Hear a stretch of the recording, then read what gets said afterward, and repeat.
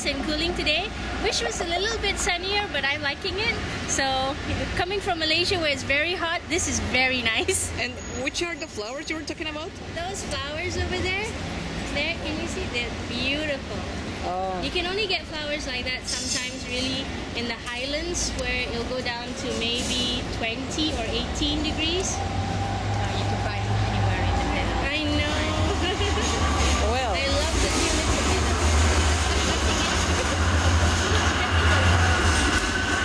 That's the train we were supposed to take. Oh.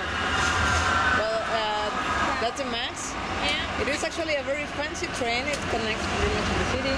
And in the central area, it's free. Yay! It takes us from here up to the Lloyd Center, which is where we are heading right now. And this is Jacqueline. I'm sorry, what is your last name? Honkenberg. Okay, I will let it to. It's Dutch. To chew Leave on it me. out. Okay. And this friend comes from Netherlands. From the Netherlands. Excellent. Okay. And you didn't say who you were? I'm Zabeda and I'm from Malaysia. That is south of Thailand, north of Singapore. Excellent. Can you give us your last name? Because I don't think I can say it either. It's Zabeda Abdul Hamid. Okay, excellent. I will leave your names for you. Pronounce her name. I can pronounce Bokkenburg. Hamid. Okay, so I am the only one who can And you're make you just master Terry You're Brunel in French. So Terry Brunel. Good. Well, we will see And him your full eventually. name, Cynthia? Reyes. Well, my full name is Cynthia Astrid Reyes Lozano. But we can use. What, am I getting because you I want to nervous? get on a train. I want to show a little bit of the city. And yes, I want to take the train eventually. I wanted to show that they have really nice stations, maps. You're going round in a circle. You would end up. No, I'm not circling. Okay. No, sometimes I go straight. I'm not taking pictures or filming. I just think about where I need to go. Okay, don't I'm worry. very organized. I just It's good to have you in the party. We have pretty tall buildings.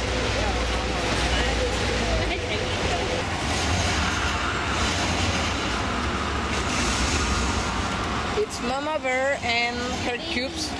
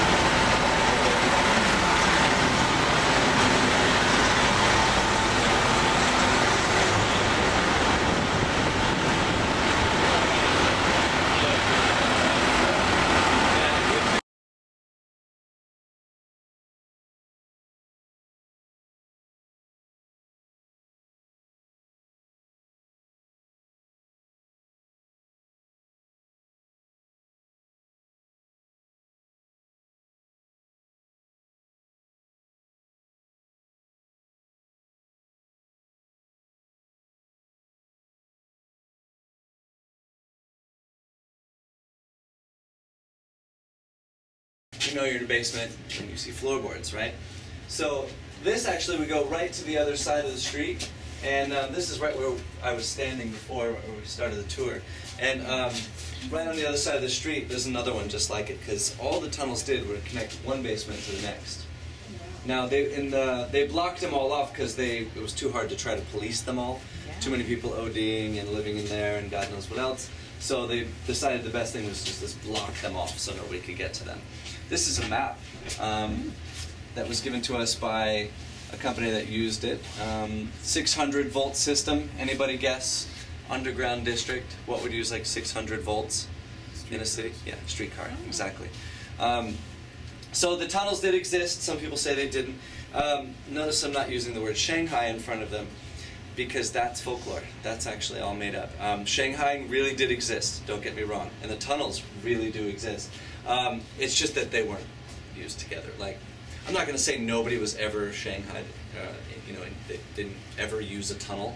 They just weren't built for that at all. They had many practical uses, like for instance the warehouses that were right on the first street. Whenever the summertime came and it was the busiest time for all the ships, they would build these low-level docks, and the sailors would have to push everything up these planks to get it up to the top where finally the ground was, and then back down into the basements. They're like, forget this, let's just build tunnels that go directly from the low docks straight into the warehouses. And it was such a great idea, especially for flooding, because as the water came in here every spring, it would cover the first floor of all these buildings, and then you would have to bucket out all of that nasty, filthy water every summer, right? Well, when they built the tunnels, it would flow in and it would flow out. You didn't even have to touch it. So that was a huge advantage for the people that had businesses here. Also, once they connected the warehouses to all of the other buildings, and it was just, again, one basement to the next, they were able to move all the merchandise from one basement to the next without Portland's rain getting everything soggy, because it rains so much of the time. Anyway, so many uses for the tunnels, not necessarily Shanghai. Shanghai did exist. Who knows what Shanghai is? Yeah? Anybody? What is it? Just kidnap some people, get them to the ship and sell them to the captain. Yeah, basically, yeah, exactly. It's like a man goes into town, that has an able body, right? Like lumberjacks in this area, lumberjacks, farmers, lots of them. Go into Portland, go get yourself some food for your family at one of the markets, and someone offers you a free drink. And you say yes. Or a prostitute tries to seduce you with an amazing offer, right? Or so many of these different little charlatan ways to get people to have a drink. And there were so many opiates, so much opium here, that the opiates here were amazing. You just slip them a Mickey, right, that phrase, that you would have this drink, and before you know it, you wake up on a ship, and they say, next stop, Shanghai, and you were off to Asia. And some of these people, it took them years before they could get back to their families. And the reason why, this is really funny, the sailors were not contracted to a specific ship. They were contracted for a specific time. So they get off the ship, they get their paycheck, they go, woohoo, Portland, go have fun, yeah, And meanwhile, the ship captains unload their cargo, they load it up, and now they're waiting, they gotta go, they're losing money, right? So they need to fill their contract, they need 20 sailors. They don't even have to be sailors, they don't need to be smart, they don't need to write, they just need to be able bodies, right? 20 of them, and we need to go tomorrow. So what do? They contract these men, these crimpers. If you really want to look up Shanghai, Shanghai is just a what do you call it? Sorry, a slang word. Crimping is the act of Shanghai. If you want to Google that, look it up more. But they would hire these men to go find them these sailors. Now there was a law in the books that said if you brought an unconscious man to a ship, you could act as their agent and collect their first month's pay. Yeah, so way more profitable just to knock him out and bring him to the ship and sell him and get that first month's pay. Now that's $50 for their first month per sailor or per man. Now that was about $300 to $400 back then, so you add that up real quick. You're paying off the policemen, the judges, all the liquor, the prostitutes. They own the town. And this happened all over the world. It started actually in London. And once the age of steam came, it all fell off the board because they didn't need 20 bodies. They needed 12 steam engineers, right? So it fell off from everywhere, the face of the globe, except for Portland. Portland continued doing it for 10 more years because it was so profitable. Anyway, so didn't need to build underground tunnels for that. They had it all above ground. And that's our little Shanghai tunnel debunking.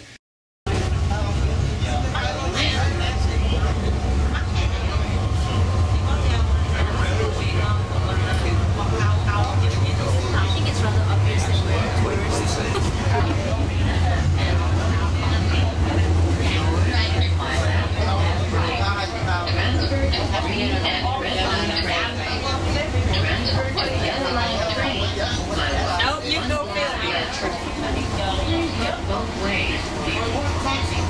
You know, spicy is not genetic. This is the way we're going to remember her. Filming. I know. This is Cynthia, filmer. My profession.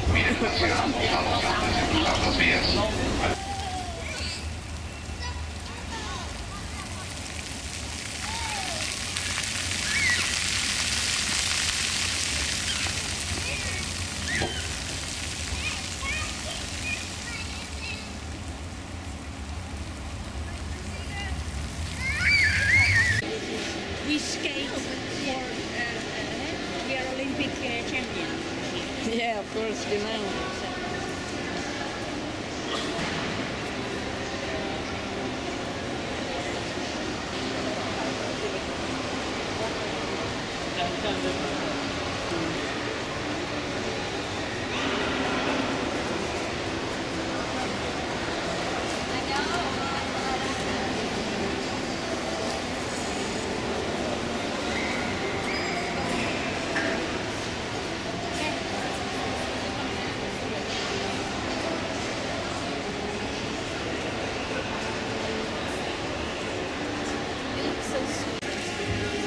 So we're just watching some children doing so much better than